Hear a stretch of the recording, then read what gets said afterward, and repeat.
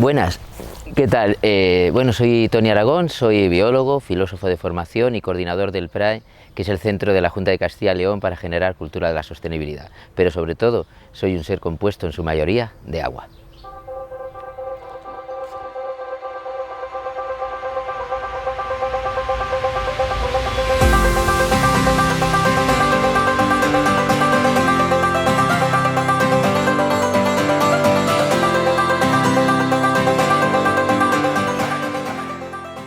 Generalmente se habla del agua como si fuera un bien escaso, pero en el momento en que yo empecé a investigar un poco sobre la historia del agua, me di cuenta de datos como muy curiosos. En primer lugar, que lleva en la Tierra alrededor de 4.500 millones de años y que vino en su mayoría en meteoritos cargados de agua en forma de hielo. Y otro dato que me llamó la atención fue que más o menos alrededor de 3.800 millones de años la cantidad neta de agua en el planeta se ha mantenido más o menos constante. Entonces, de ahí la duda de si realmente es un bien escaso o si lo que tenemos en juego es el agua y el problema de la disponibilidad. Decía Jacques Cousteau que el ciclo del agua era exactamente el ciclo de la vida. Y yo coincido con esa visión, porque si tenemos en cuenta que el agua se ha mantenido constante en el planeta, realmente podríamos, a mí me gusta sugerirme que quizá una molécula de agua que está ahora mismo formando parte de mi cuerpo, a lo mejor millones de años atrás formó parte de un dinosaurio o parte de un glaciar, y ahí empezamos a entender cuál es mi relación con el agua. Y ahí es las primeras preguntas que nos surgen es ¿cómo quiero yo vivir con ese agua que va a pasar unos años de la historia de la Tierra dentro de mí y sin embargo está colonizando, está formando parte y está dando sentido a eso que llamamos vida? El agua no solamente compone la vida, sino, y a nosotros como cuerpo, se dice que alrededor de más del 70% de nuestro cuerpo está compuesto por agua, pero el agua a lo largo de la historia de la humanidad también ha conformado las culturas. Tenemos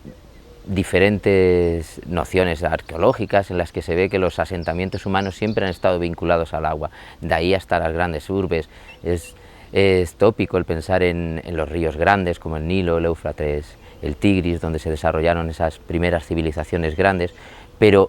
con cuestiones mucho más pequeñas. Por ejemplo, el agua es una de las palabras más antiguas que hay en todos los idiomas. Eso denota mucho el vínculo que tiene con el ser humano. Ahí en el PRAE tuvimos la suerte de albergar una exposición que iba sobre precisamente la historia de las culturas a partir del agua, y ahora en la Diputación también, en el hall del edificio de la Diputación, se puede ver una exposición del CSIC, que se llama La Esfera del Agua, en la que se ve cómo ese recorrido que tiene vinculando la cultura, las civilizaciones con el agua. En este sentido, el agua, ya digo, no solamente nos conforma como seres humanos, sino como sociedad, como esa civilización, todas las civilizaciones que hemos sido. Y sin embargo, desde hace muy poquito hemos empezado a cambiar nuestra relación con el agua. Hemos pasado de un vínculo en el que las personas conocían los ciclos del agua, cuándo crecía el agua, cuándo venían los periodos de sequía, cuándo llovía, la dificultad que era adquirir agua para lavar, para consumo humano, y eso derivó en una cultura vinculada en torno al agua, ir a la fuente a por agua potable, ir al río a lavar, con todo el folclore, con toda esa etnografía vinculada al agua. Sin embargo, hemos pasado de esa relación íntima a un gesto cotidiano que es abrir el grifo, y hemos empezado a cambiar nuestra manera de hablar del agua, de ser eso que nos definía como cultura a ser un producto de consumo. Y a partir de ahí hemos cambiado nuestra relación con el agua. Sin embargo, el consumo de agua, repito, el tener con un gesto agua en nuestra casa, es un hecho relativamente reciente en nuestra historia y no está extendido a lo largo de toda la geografía. Todavía la ONU estima que hay un cuarto de la población humana que no tiene acceso al agua potable. Y también ocurre que en nuestras latitudes, debido a la contaminación del agua, hay muchos municipios en los que en determinados momentos también no se puede utilizar el agua para consumo humano, con lo cual todavía nuestra dependencia del agua es total y muchas veces se nos olvida. Este olvido de lo que cuesta tener agua potable en casa o agua corriente ha derivado en muchas ocasiones en que empecemos a estar muy desconectados. A mí una de las cosas que más me sorprendió como educador ambiental hace ya 25 años, cuando estuve con un grupo, era que estaba en la Fundación Tormes en Salamanca y el grupo que me tocó tenía entre 11 y 12 años y por mucho que les estaba intentando atraer con huellas, con fauna, sin embargo no era capaz de hacerme con ellos, hasta que de repente se me ocurrió una idea, había el río Tormes al lado y les pregunté, ¿habéis tocado alguna vez el río? Entonces se callaron, todas y todos se callaron y les dije, poneos en fila. Y se pusieron todos en fila en silencio y uno a uno les fui cogiendo la mano y acercándole la mano a tocar un río. En esa ocasión, después me dijeron que era lo que más les había llamado la atención de esa salida. Y eso me hizo reflexionar mucho sobre cuál es nuestra relación con el agua, con el entorno, cómo es posible que nos sorprenda el tocar un río, cómo es posible que nos sorprenda el que algo que es un hecho, que es que ahora mismo un niño toca antes probablemente una pantalla que un río, y a partir de ahí es menos sorprendente que empezamos a entender que las personas entiendan exclusivamente el agua como un bien de consumo. Esa falta de experiencia con el medio natural, yo creo que es uno de los problemas primeros que tenemos con respecto a nuestra relación con el medio ambiente. Se habla mucho, y es cierto, de que no se protege aquello que no se conoce, pero también es cierto que es muy difícil de sentir la necesidad de proteger algo que no se ha experimentado, que no se ha vivido, que no se siente como propio de la experiencia vital. Y en ese sentido se le tiene que añadir otro concepto con el tema del agua, y es toda el agua que se llama invisible, que está asociada a los procesos que definen nuestro día a día y que muchas veces no se ven. Por ejemplo, en el ámbito textil, el agua que se necesita utilizar para generar una camiseta de algodón está del orden de 2.700 litros, o el agua que necesita un kilo de carne, desde que nace el animal hasta que llega a nuestra mesa, es que estamos hablando de en torno a 17.000 litros de agua por kilo de vacuno. En ese sentido, es muy difícil que entendamos el problema del agua si no somos conscientes de todo ese agua, toda esa huella hídrica que está unida a los procesos que nos definen. Ya digo, desde algo tan sencillo como la ropa que llevamos a otras cuestiones todavía más abstractas, como podría ser la huella hídrica vinculada a la huella digital. Esa huella hídrica se ve sobre todo en procesos como la tecnología digital que utilizamos.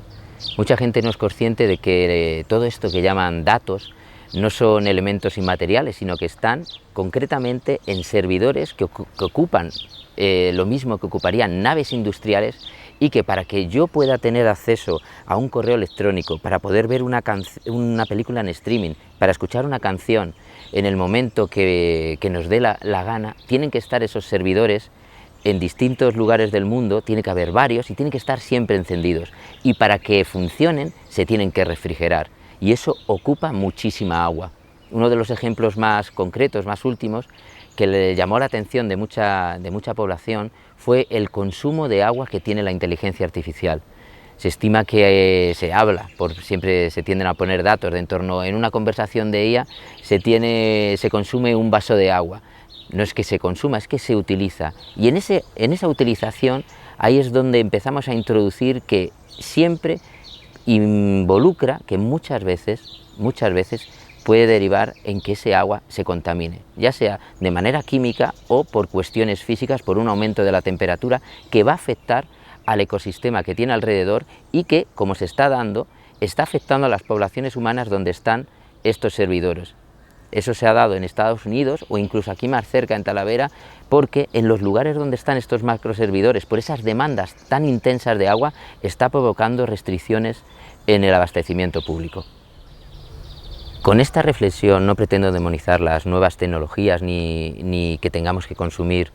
o no utilizarlas. Lo que sí que pone de manifiesto es que muchas veces no somos conscientes de todos los efectos y los impactos que tiene nuestro día a día. Y con el tema del agua nos hemos centrado mucho Yo también, hace muchos años, con el tema de la reducción del consumo de agua, como que los problemas se iban a reducir simplemente cerrando el grifo cuando me tenía que lavar los dientes o duchándome en vez de tomarme un baño. Pero sin embargo, como decía al principio, el tema del agua sobre todo es de la disponibilidad. Y si hablábamos que una camiseta consume 2.700 litros de agua y ahora mismo para reducir estrés o mucha gente simplemente por hábito tiene un consumo impulsivo de ropa, muchas veces habría que reflexionar sobre si nuestra relación con el agua tendría que cambiar y permitirme tomarme un baño, claro, siempre que no sea el 15 de agosto con sequía, pero sí que a veces tomarte un baño no deberíamos sentirnos que estamos perjudicando al medio ambiente y sin embargo pretender que con una camiseta puedo solucionar mis problemas. Yo creo que nuestra relación con el agua puede cambiar, volviendo a intentar maravillarte con darte un baño en un río, el volver a disfrutar de una excursión, escuchar poesía. Siempre me gustan mucho unos versos de Gloria Fuerte que dice: ¿sabes por qué me río? Porque he visto nacer un río. ¿Hace cuánto no vas a ver el nacimiento de un río? ¿Hace cuánto no bebes de un manantial? ¿Hace cuánto no simplemente ves un atardecer reflejado en el río de tu ciudad? Ahora mismo es difícil que unos padres dejen chapotear en un charco a un niño y eso complica mucho nuestra relación con el agua porque la reduce simplemente a un consumo y todavía ese consumo se reduce tanto a lo que soy capaz de ver abriendo y cerrando el grifo. Y ese vínculo con el agua no es simplemente el hecho de cuántos litros pasan por mi vida, es cómo pasan esos litros. Ya por suerte, cada vez la gente es más consciente de que, por ejemplo, no hay que tirar el aceite por la fregadera o otras cuestiones que cada vez son más llamativas, que es los microplásticos que están como nuevos contaminantes o los fitosanitarios. Todas esas cuestiones cada vez son más relevantes y son más conocidas, pero es importante que en esa convivencia de la que estoy hablando con el agua, sí que sería relevante que nos preguntásemos cómo queremos que esas moléculas de agua, ese agua que un día fue dinosaurio, que un día fue el glacial y que ahora está durante unos días formando parte de nuestro cuerpo o de nuestra casa o de nuestra vida, cómo queremos que se devuelva otra vez al medio. Y yo creo que ahora mismo hay muchísimo conocimiento, muchísimos medios para que intentemos reducir la contaminación, de reducir la toxicidad que podemos emplear con el agua, sin volvernos locos, sin volvernos ni locos ni locas, simplemente tratando de convivir, aprovechar ese recurso que es el agua, que por disponibilidad hay momentos en los que hay menos y hay momentos en los que hay más, pero sin embargo que lo necesitamos siempre, todos los días.